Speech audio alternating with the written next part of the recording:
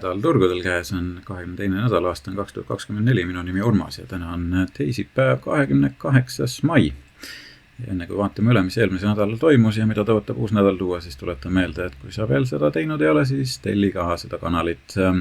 Seda saab siis teha täiesti tasuta siin YouTube'is või siis Patreonis. Liitu ka meiega täiesti tasuta ja seal on ka muidugi eraldi tasuline tase, kus on siis veelgi enam informatsiooni võimalik saada ja ka liituda meie siseringi chatiga. Lülitasin ka sisse kõik märguanded, nii jõuavad uued postitused sinuni ka kiiremini ja vajuta seda like-nuppu ka, kui see video sulle meeldib. Aga nüüd nädala juurde, et eelmine nädal oli suhteliselt sisutihe siin võrreldes uue nädalaga, aga mis sealt nagu silma jäi, et Fedi kommentaaride kohaselt siis uusi võib-olla intressitõuse enam oodata ei ole, et inflatsioon on stabiliseerumas ja see siis on võtnud ka natukene hirmu maha turgudelt, et võiks nagu hullemaks minna. Ja Inglismaa inflatsioon ka kukkus siin 2,3% peale, et viimase 3 aasta madalaim siis. Nii et inflatsioon on hakanud tasapisi kontrolli alla saama nii-öelda esimese laine puhul ja tõenäoliselt on oodata Euroopas siiski võib-olla esimesena neid intressi muutuseid kui et USAs, aga eks me näe siin 11.12 on järjekordne Fedi meeting ja sealt siis paistab, mis retoorika sealt välja hakkab kooruma. Nüüd töötu numbreid, see kukkus ka seal 215,000 peale ja kodumüügid ka kukkusid circa 1,9% aprillis siis kõrgete just intresside tõttu. Ja mis nüüd muidugi siin uusi rekordid tegi, et Dow Jones siin tegi rekordid sulgudes pealpool 40,000 esimest korda ajaloos. Microsoft andis teada, et nende AI integratsioon siis Windowsi ja Windowsiga uuele tasemele ja siis ka uue generatsiooni arvuteid näitasid. OpenAI siin kaotas võib-olla võtmetöötajaid, et eks näis, mis sealt siis hakkab välja kooruma, aga hetkel tundub, et läheb esimese hooga samamoodi edasi. Et OpenAI siin tuli välja oma uue ChatGPT 4o ehk siis Omni mudeliga, mis on päris huvitav lahendus, et see asi areneb ikka väga-väga kiiresti. Mis veel? Google siis ka andis teada, et plaanid investeerida siis jällegi sinna tehisintellekti keskustesse ja seda nüüd Soomes 1,1 miljardit. Target teatas, et circa 1500 pluss toodet siis kahanevad hinna poolest, loodetavasti mitte koguse poolest, aga hind siis väidetavalt on plaanis neil kärpida ja JP Morgan siis tõstis 2024. aasta intressi tulu ennustust 99 miljardit peale. Ja veel käis uudistest läbi, et Neuralink on siis saanud teise katsetuse heakskiidu FDA'lt, et siis järjekordne ajukiip nii-öelda installeerida või siis opereerida. Et ka see on päris huvitav areng siin. Mis uudistest veel silma jäi, et Briti peaminister siis Rishi Sunak andis teada, et tulevad siis üldvalimised ja seda 4. juulil. Ja miks see on nagu oluline, et eks nad on sunnitud nüüd või olid sunnitud selle välja kuulutama nagunii siin enne uut aastat suures plaanis, aga valiti siis nüüd suvine aeg, 4. juuli ja kuidas see asi sealt nagu välja hakkab kooruma, et tegelikult töörahv või siis nii-öelda leiboristid on siis suures plaanis nagu siiski tundub, et praegu soosingus, et kuidas Sunaki taktika seal praegu välja näeb, et suures plaanis loetakse, et see viimane 10 aastat, kui nad on võimul olnud, on suhteliselt stagneeriv olnud. Jah, eks näis, kas rahvas otsib muutust, aga igal juhul jah. 4. juuli saab olema Briti rahva jaoks siis üsnagi oluline päev ja tõenäoliselt ka majandusele väga oluline, et kui see tähendab võimuvahetust, siis see tähendab ka majanduses suuri muutuseid sealt järgnevalt. Mis veel jäi silma? Loomulikult Nvidia, ega sellest ei saa üle ega ümber, et see oli üks suurimaid ootuseid eelmisel nädalal ja ei pidanud ilmselt investorid pettuma, et tulemused olid vägagi head ja aktsia hind tõusis $953 pealt seal enne siis majandustulemusi $1038 peale ja üllatus oli järjekordselt üsna suur, et seal numbrid siis aktsia kohta tulid $6,12 kasumit ja see on päris hea, see ületas ootuseid siin juba, mis see siis on, 6. kvartalit järjest, jah.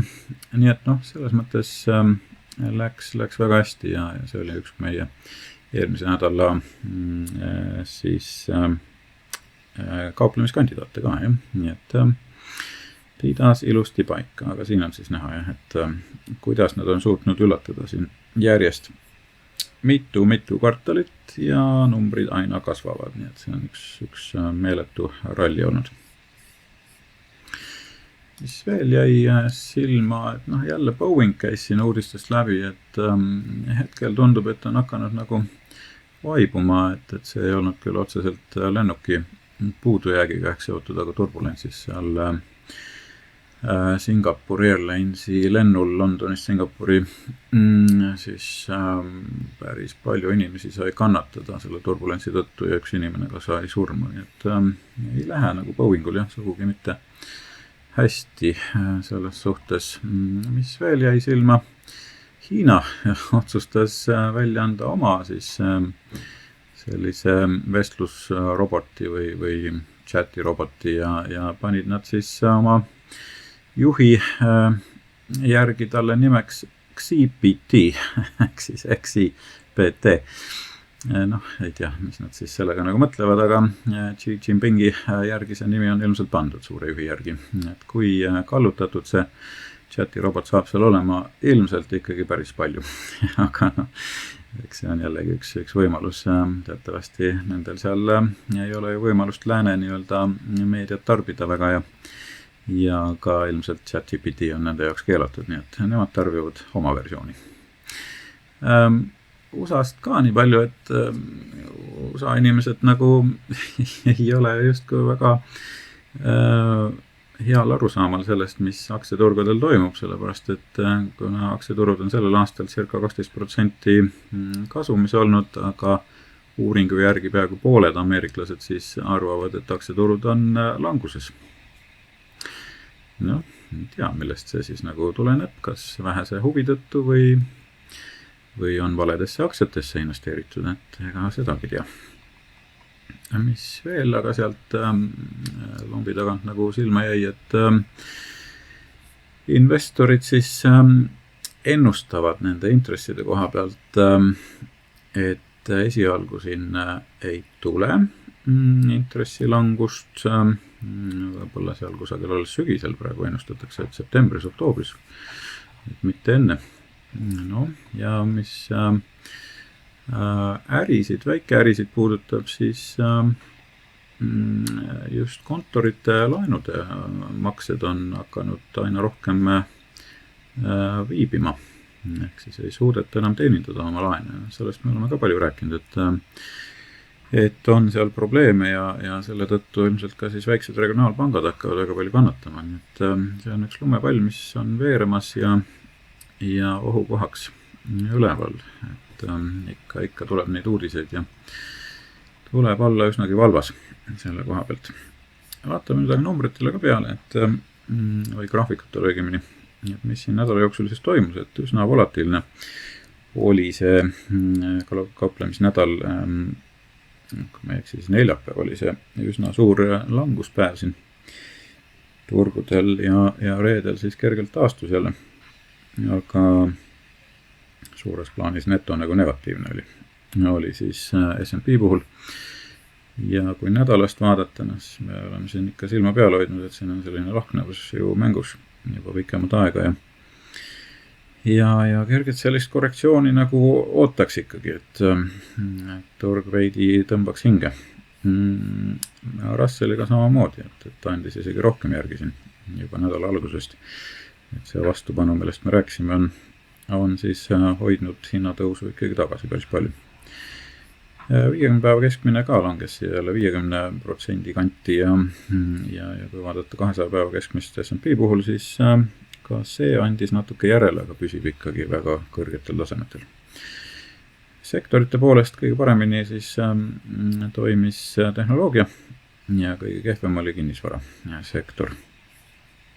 Ja kui vaadata neid nüüd üksipulgi, siis ületasid nii-öelda S&P-d siiamaani veel tehnoloogia, et see on üks parimaid sektoreid praeguseni. Siis ka semikonduktorid muidugi on olnud päris heas sõiduvees ja utilities ehk siis kommunaalteenused on ka S&P-d suures plaanis ikkagi ületanud, et need on need sektorid, mida praegu tasub järgida või jälgida. Aga võib-olla kõige rohkem praegu on alla müüdud siis nii-öelda seda tarbekaupade või tarbijakaupade, consumer discretionary sektorit ja seal on päris palju selliseid huvitavaid ostukohti tegelikult juba paistmas, et kui siit hakkab natukenegi sellist võib-olla positiivsust välja paistma, et siis see on kõige rohkem alahinnatud sektor praegu. Et sellest ma räägin eraldi videos, kus ma toon välja siis ka nädala võib-olla sellised huvitavamad võimalused. Nüüd heatmap eelmise nädala osas oli suhteliselt kirju, aga rohkem ikka punast siin, et nädal, nagu ma ütlesin, tuli siis neto negatiivne, et mõningased siin tõusjad ikkagi olid, et Microsoft, Nvidia muidugi ja veel jäi silma Walmart ja Eli Lilly ja siin oli selliseid üksikuid tegijaid, et parimad olid siis Nvidia muidugi, Moderna ja eBay näiteks jäi silma, et on ka hakanud seal pead tõstma, aga vaieldamatult üks suurimaid tõusjaid oli First Solar, mis on siis saanud tuult tiibadesse just tänu sellele andmekeskuste arengule ja elektrienergia vajadusele, millest ma ka olen rääkinud, et siin ei ole ainult võimalused siis selles AI sektoris, vaid ka nii-öelda teenindavas või tugisektorites, mida need andmekeskused vajavad, nii et tasub igal juhul silma peal hoida, see oli üks parimaid momentum trade tegelikult eelmisel nädalal. Ja siis insiderid on ka hakanud natukene siin järgi andma, et müügisurve nädala jooksul langes tiba. VIX samuti siis langes, et hirmu ohtu nagu nädala jooksul väga palju juurde ei tulnud, et on jällegi siin madalamatel tasemetel viimase aasta lõikes. Hirmu ja ahnuse indeks muidugi seal kesktasemel, et praegu ei hirmu ega ahnust, et natuke siuke äraootav seisukoht. Krüpto puhul küll, aga on vägagi selline ahnuse poole ikka kalduse teema ja eks ikka põhjusega, et krüpto on suhteliselt heas sõiduvees ikkagi, vaatamata siin mõningatest korrektsioonidest, aga suuremat korrektsiooni ei ole siiamaani siiski tulnud. Sesoonselt USA aktsiaturud on siis praegu ikkagi sellises nii-öelda sõiduvees, et siin võib-olla kuu alguses on natukene korrektsioone oodata või seal kuu keskel isegi. Aga sellest juba siis natuke lähemalt, et kui me vaatame siin sesoonselt, siis tegelikult see kuu lõpp on suhteliselt negatiivne maikuu puhul statistiliselt, et kui siin vaadata 5, 70 ja 15 aasta keskmiseid, et siis võib-olla täna teisipäev, kolmapäev ja ka reede on suhteliselt negatiivsed päevad, reede võib-olla kõige rohkem siin isegi. Juuni puhul ka et juuni keskpaik on selline natukene või esimene pooli keskpaik on siis natuke siuke tagasihoidlikum, aga teine pool läheb juba vähe lõbusamaks. Ja kui nädala positsioone vaadata, et siis tegelikult anda kaldu ikkagi lühikeseks müügipositsioonidele, et kõik need perioodid viitavad siin võimalikule hinnalangusele või siis külgliikumisele, et tegelikult ega sellises situatsioonis ikkagi lühikeseks müüa seda indeksit vast ei tasu, et selline äraootav seisukoht hetkel. Ja kui vaadata siis commercial positsioone, et siis siin on hakanud vaikselt nagu ka minema see nii-öelda müügi poole peale, et ikkagi ootaksid mingisugust väikest korrektsiooni praegu. Ja kui institutsionaalseid positsioone vaadata või siis varahaldureid, et nemad on siis ikka endiselt siin positiivse poole peale, et sellepärast ma ütlekski, et väga nagu suuremat langust hetkel veel näha ei ole, et siin võib tulla väiksemaid korrektsioone ikkagi sisse, et ka väikseid ehmatusi sellel nädalal, et siin on just astrokalendri poolest seda nagu mängus, et reedel on siin Merkuuri konjunktsioon Uraaniga, mis viitab võimalikele üllatustele ja ka homme kolmapäev ja neljapäev siin on suhteliselt sellised negatiivsed taustaga natukene, et mis mulle nagu üldse ei meeldi, on see, et Marss on siin 22 kraadi liikumas ja just homme turu sulgumisel on ta siis seal descendendil, et siin võib tulla mingisugune väljaspoolt mingi oht või raske öelda, mis asi see on, aga päris rünnakuks võib-olla seda ei loe, aga jah, midagi sellist, mis natukene turge hirmutab.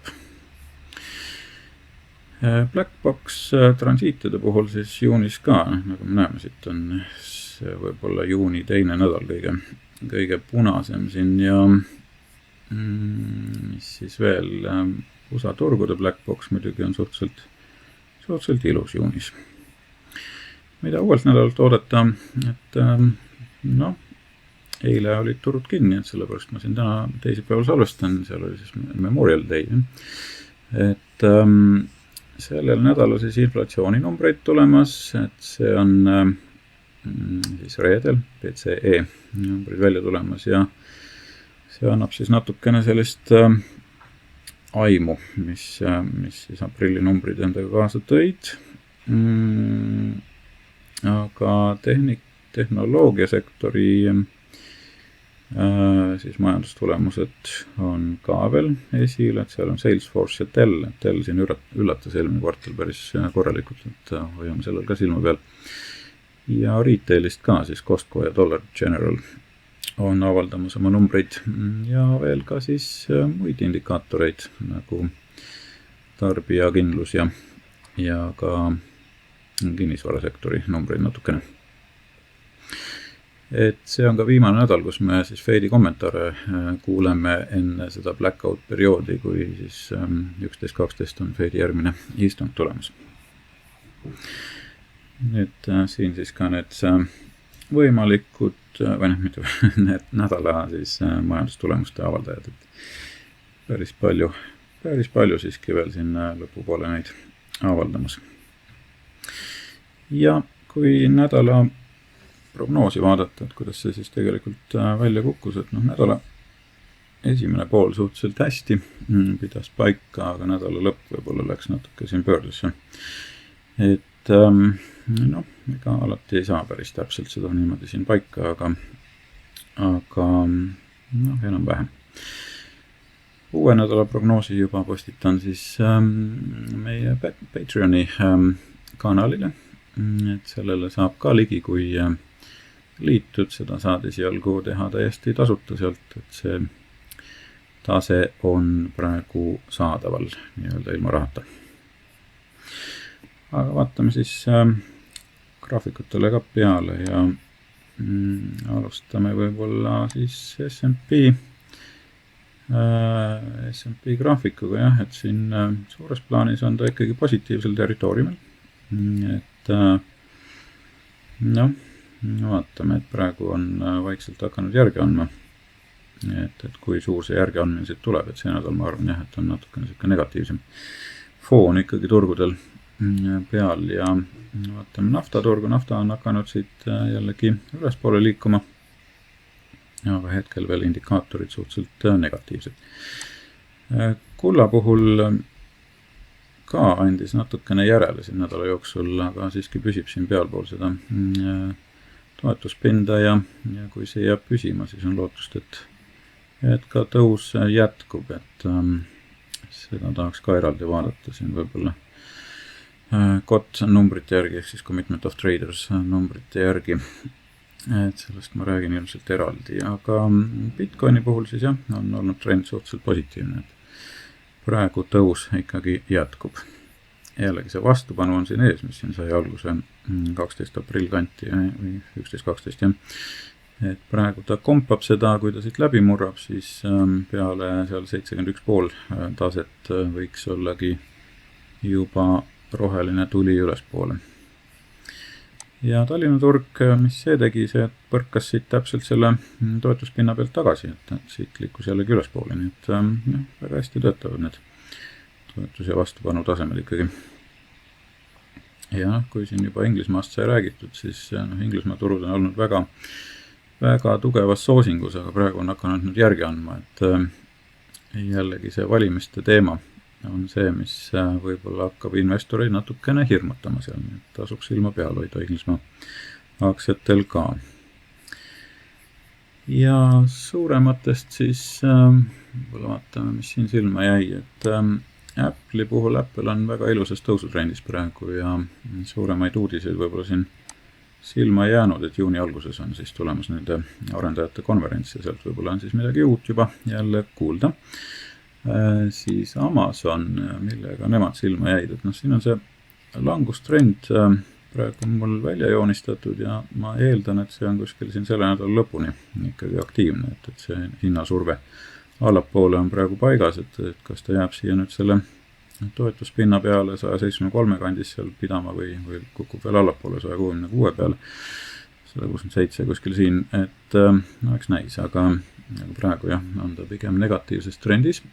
Ja Amazon andis nii palju teada, et nende Alexa siis saab väikse uuenduse või päris suure uuenduse, et see on ka siis selle Generative AI-ga tulevikus seotud ja tahavad nad siis ka nii-öelda kuutasuliseks selle teenuse teha. No jah, selles mõttes päris huvitav uudis. Nüüd Microsofti koha pealt siin on meil ikka tehing sees ja ootame, et hind ehk saavutab selle targeti siin 437,39 on praegu meil see target siin seatud, et hetkel veel ikkagi positiivne selline foon. Ja mis nende uudistest silma jäi, et neil oli ka seal developer konverents, jah, et sellest sai põgusalt räägitud ja ühesõnaga, kellel suurem huvi, siis seda saab ju tagantjärgi ka vaadata, millega nad seal välja tulid. Siis veel Google näiteks. Google on väga positiivses trendis, jah, et siin on kõik suhteliselt roheline. Nii siis, ja vaatame edasi Nvidia. Muidugi Nvidiast juba rääkisime, et need numbrid olid väga võrratud ja see tõus, mis sellele järgnes, oli veelgi võrratum, et täna on hinnad veelgi kõrgemale hüpanud, kui nad olid eelmisel nädalal, nii et tegelikult siit majandustulemuste päevast on, kui palju see hind nüüd siis tõusnud on juba, 18,9% sisuliselt, jah. Et päris hea tulemus. Meta puhul, mis siit silma jäi, et nendel suuremaid uudiseid ei olnud, on hakanud vaikselt positiivsust praegu näitama. Olgugi, et jah, suhteliselt alla surutud ikka veel, et suuremat momentumit praegu ei paista. Netflixi koha pealt hind on väga hästi kasvanud ja suhteliselt positiivne trend hetkel. Tesla, mis siit siis silma jäi, et Tesla on nüüd tegelikult päris huvitavasse perioodi jõudmas, et tavaliselt see juuni-juuli on olnud Tesla jaoks sesoonselt hästi positiivne periood. Kas ta nüüd see aasta nii hoogne saab olema, nagu ta eelmine aasta oli, et selles ma võib-olla natukene kahtlen, aga siiski ma arvan, et see foon võib olla juunis ikkagi ikkagi pluss poole peal ehk siis positiivne ja siin on mul ka väike tehing sisse võetud Teslaga, nii et ma olen igal juhul ootusvalmis, et väike risk on muidugi olemas, aga see on mul seotud siia siis 166 peale, nii et vaatame, kuidas see soonsus seekord siis välja veab, et siin vastupanu on muidugi ees seal 202 peal, eks ole, et seal on ka mu target praegu. Nii et selline väikene kauplemisidee siin, mis ei ole muidugi soovitus, et see on igaühe enda otsus ja otsuse pead ikka iseenda nii-öelda analüüsi põhjal langetama. PayPaliga ka sama lugu, et tegelikult sesoonselt hakkab üsnagi ilusaks praegu muutuma, nii et hoian pilku peal, kui hakkab siit andma nüüd uuesti ostusignaale, siis on võib-olla paras aeg kaaluda. Lululemon muidugi on ikka endiselt olnud negatiivses foonis, aga nüüd ta on siis jõudnud selle toetuspinnani, mida ma siin jälgisin ja siit võib nüüd hakata midagi uut arenema, et võib-olla esialgu ta jääb siia nagu külgliikumisse pidama, aga ehk see toetuspind siis peab, et see on suhteliselt oluline tase praegu siin 295 tasemel kuskil siin, jah. Et madalaim ots on kuskil seal 283 peal, jah. Nii et sellised lood ja siis veel siit jäi silma. Momentumitest muidugi rääkisin juba First Solarist, et vaatame seda ka, et see oli tõesti väga ilus treid ja ta oli ilusas sellises kasvufoonis juba varakult, et see mängis kõik ilusti välja. Mis veel oli seal sellist positiivset, et näiteks Take-Two, mis on siis tarkvaraga siis ettevõte, et ka see on väga ilusas praegu tõusutrendis, nii et uus trend siit alguse saanud ja võimalik vastupanu on alles siin kuskil 169 peal, nii et praegusest hinnatasemest circa, mis ta siis on, 7-8% eemal, jah, et ei ole paha. Aga sellega vast tõmbame selle nädala kokku, et vaatame, kuidas siis uus nädal välja hakkab paistma, et siit tuli meil uus S&P signaal ka teisipäeval ja see oli ka positiivne siiski. Et kuu lõpuni, selle nädala lõpuni siis see peaks pidama, et eeldus on, et see hind võiks teisipäevasest hinnast nagu kõrgemal ikkagi olla kuu lõpuks, aga eks me näe, kas see soonsus selle nädala puhul hakkab ka rolli mängima, et võib-olla jääb küll liikumisse, võib-olla natukene langeb isegi see nädala jooksul, nii et selline siis praegune väljavaade. Igal juhul minu poolt suur tänu ja tänud, et oled nüüd ka meie uue kanali üles leidnud, et turutrendid on siis leitavad nii YouTube'is, Facebookis kui ka Patreonis, patreon.com/turutrendid ja seal siis saab ka täiendavat informatsiooni, nii et selles mõttes igati olete teretulnud. Aga minu poolt suur tänu ja kohtumiseni uuel nädalal, kõike head!